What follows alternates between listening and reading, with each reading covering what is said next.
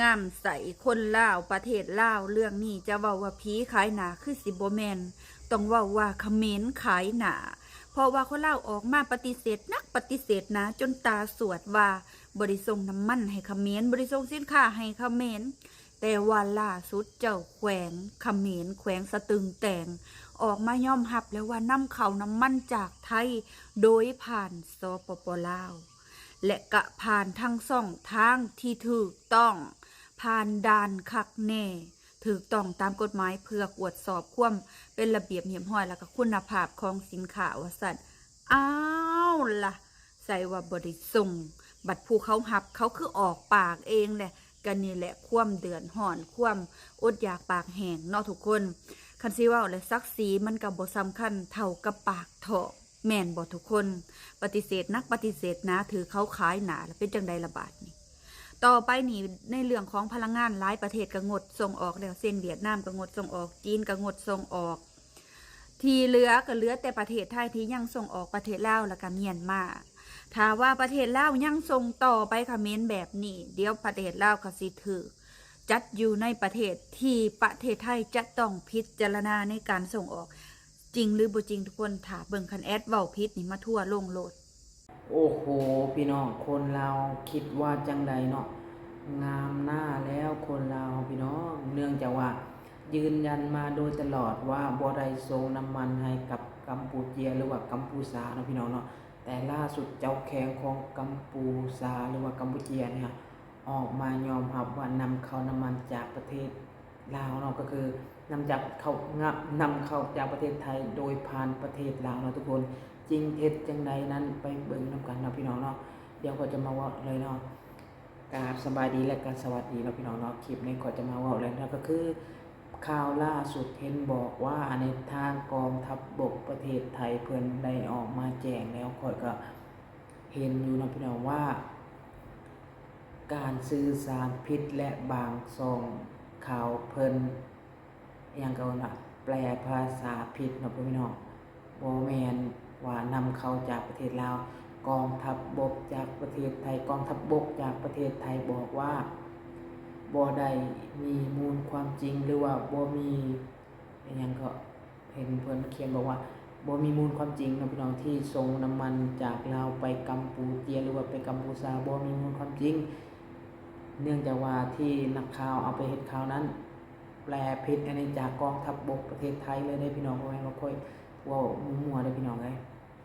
ประมาณนี้นะพี่น้องเนาะก็คือน่าจะบ่มีมูลความจริงอีหลีแหละหรือบางคนก็อาจจะหลายๆคนไปเบิ่งคอมเมนต์หลายๆคนก็บ่เชื่อทางพี่น้องคนไทยเนาะเขาไปเบิ่งคอมเมนต์ก็เจ้าก็บอกว่าจริงหรือว่าบ่แม่นเนาะก็คือถ้าในเอาในมุมมองของข้อยนะพี่น้องนะข้อยคิดว่าน่าจะบ่ได้ส่งมานี้เนาะเนื่องจากว่าอยู่แต่ละประเทศเนาะบ่ว่าจะเป็นประเทศไทยประเทศหยังก็อย่าเนาะคนไทยหรือว่าตำรวจสายสืบของคนไทยเนาะน่าจะไปอยู่แถวชายแดนระหว่างลาวกัมพูชีเนาะหรือว่าลาวกัมพูชาเนี่ยเนาะเพื่อเป็นหยังเพื่อไปสอดแนมที่บางทีนะนี่อันนี้สงสัยนะพี่น้องตั้งข้อสงสัยไว้ก่อนเนาะน่าจะมีบ่ว่าจะเป็นทหารหรือว่าเป็นชายสืบหรือว่าเป็นแบบว่าหน่วยงานลับอหย่างแบบนี้นะไปสังเกตการณ์แถวชายแดนลาวกัมพูเจียนี่เนาะพี่น้องหรือว่ากัมพูชาเนาะเพราะฉะนั้นแล้วข้อยคิดว่าน่าจะบ่ได้ส่งเลยพี่น้องข้อยคิดอันนี้ตามที่ข้อยคิดเองเนาะพี่น้องเนาะข้อยคิดว่าน่าจะมีนะคนแบบว่าอย่างคนไทยนะเขาก็น่าจะมีไปอยู่แถวชายแดนนะพี่น้องอยู่แถวชายแดนระหว่างกัมพูชากัมพูเชียนะสังเกตการณ์ว่ารถเข้าออกมีจักคันส่งอีหยังไปให้กัมพูเชียหรือว่ากัมพูชาบ่มันก็ต้องมีเนาะถ้ามีเขาก็รายงานเนาะจะเอาเขาอาจจะแปลงตัวเป็นนักท่องเที่ยวเนาะเนี่ยไปเที่ยวลาวนู่นนี่นั่นไปเที่ยวแถวชายแดนน่ะเนาะไปสังเกตการณ์ก็บ่ได้แต่ว่าไปในนามนักท่องเที่ยวบ่มีไผฮู้หรอกเนาะพี่น้องเฮาก็คิดว่านักท่องเที่ยวทั่วไปแต่บางครั้งเขาก็สังเกตการณ์ว่าคนลาวเนี่ยหรือว่าทางลาวนี่ส่งหยังแหน่ไปขายให้กับกัมพูเชียหรือว่ากัมพูชาเนาะอันนี้ความคิดของข้อยนะพี่น้องเนาะแต่ล่าสุดก็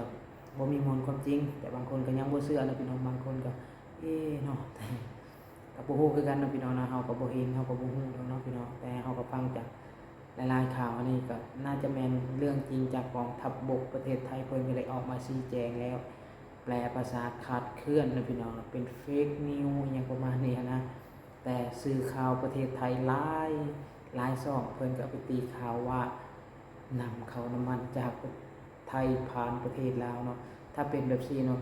ประเทศไทยก็จะพิจารณาได้แน่นอนนะพี่น้องถ้าประเทศลาวเฮาส่งให้น้ำมันให้กับกัมพูเจียเลยเนาะแน่นอนประเทศไทยอาจจะพิจารณาแน่นอนถ้ามันมีมูลความจริงแต่ว่ากองทัพบกเพิ่นก็มาชี้แจงแล้วว่าบ่มีมูลความจริงก็น่าจะบ่มีอีหลีเนาะพี่น้องคิดเห็นว่าจังไดเนาะก็น่าจะบ่มีอีหลีแน่เนาะถ้ามีก็คงก็คือถามว่า ขนาดคนลาวสิเอาตัวเองยังบ่รอดเลยเนาะพี่น้องสิเอายังไปส่งให้กับยังเกินว่ากัมพูชาเนาะหรือว่าน้ำมันจากประเทศไทยต่างหากบ่เลยเนาะแต่ก็บ่น่าจะมีนะพี่น้องเนาะเพราะว่าถ้ามีก็ประเทศลาวก็คงซื้อเอาไว้หมดเนาะเนื่องจากว่าตอนนี้ประเทศลาวก็ขาดแคลนน้ำมันหลายแล้วก็ปิดไปหลายปั๊มนี่เนาะตอนนี้ก็ปาไปที่ลิตรละ50กว่าบาทแล้วเนาะพี่น้องเนาะโอ้โห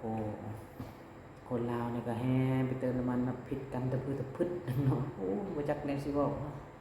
บ่ฮู้สิเฮ็ดจังไดเนาะก็คือวิกฤตกันทั่วโลกนะพี่น้องเฮาก็คิดว่าประเทศไทยเพิ่นเป็นประเทศที่ผลิตน้ำมันหรือว่ามีน้ำมันสำรองหลายที่สุดเนาะในอาเซียนมีถึง100วันแต่เพิ่นก็ยังประสบปัญหาคือทางบ้านเฮาแต่ก็ยังบ่เห็นหลายแต่ก็ยังมีให้เห็นเนาะต่อคิวอย่างเช่นปั๊มน้ำมันบ่อนข่อยนี่อยู่นี่เนาะบ่เคยเห็นปิดปัจจุบันนี่4 โมง 3 โมงบ่ายโมงปิดแล้วบ่มีน้ำมันเนาะพี่น้องเนาะแต่ก็ยังเติมได้อยู่มื้อเช้าเขาก็ไปเติม100นึงเพิ่นก็เติมให้เนาะประมาณนี้นะพี่น้องแต่ก็ประสบปัญหาเล็กๆน้อยๆเนาะพี่น้องก็ยังมีให้เติมแน่ก็ใครแน่เนาะประมาณนี้คลิปนี้ก็คือเป็นอันว่านะพี่น้องสรุปเนาะก็คือน้ำมันบ่มีมูลนะพี่น้องเนาะที่นำเข้าจากประเทศลาวส่งให้กับกัมพูเจียหรือว่ากัมพูชาเนาะอันนี้บ่แม่นชื่อทางลาวมายืนยันเลยเนาะแต่ว่าจากข่าวจากกองทัพบกประเทศไทยเพิ่นยืนยันว่าบ่แม่นความจริงที่